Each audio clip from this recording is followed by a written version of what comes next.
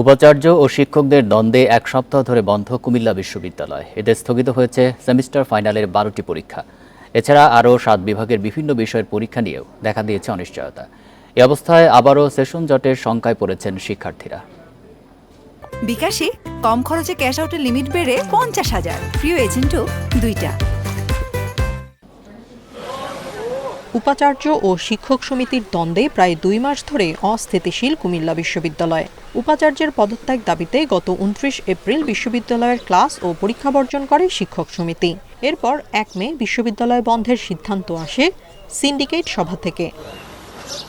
তবে বিশ্ববিদ্যালয়ের শিক্ষা কার্যক্রম স্বাভাবিক রাখার দাবিতে সিদ্ধান্ত না মেনে হলেই অবস্থান করছেন শিক্ষার্থীরা।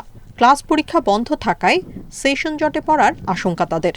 2018 সালে ভর্তি হয়েছিলাম। আমাদের রুটিন মাফিক 2022 সালে শিক্ষা জীবন শেষ হওয়ার কথা, কিন্তু 2024 হওয়ার পরেও আমরা কবে আমরা শিক্ষা জীবন শেষ হবে সেটা আমরা জানি না। তো আমরা চাই প্রশাসন বা যাই হোক না কেন আমাদের ক্যাম্পাস অতি দ্রুত খুলে যাতে সবকিছু স্বাভাবিক করে, আমরা যাতে সেশন জটে না পড়ি। এ পর্যন্ত 5টি বিভাগের 12টি চূড়ান্ত পরীক্ষা স্থগিত হয়েছে। এছাড়া আরও 7টি বিভাগের পরীক্ষা অনিশ্চিত হয়ে পড়েছে। তবে বিশ্ববিদ্যালয় খোলার পর নতুন সময়সূচিতে পরীক্ষা নেওয়ার কথা জানিয়েছেন পরীক্ষা নিয়ন্ত্রক। 29 তারিখ থেকে আজকে পর্যন্ত আপনার প্রায় 12টা পরীক্ষা বন্ধ হয়েছে বিভিন্ন বিভাগের,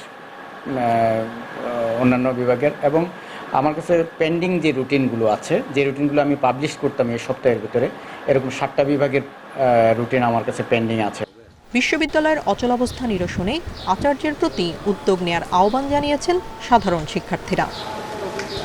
ইন্ডিপেন্ডেন্ট নিউজ।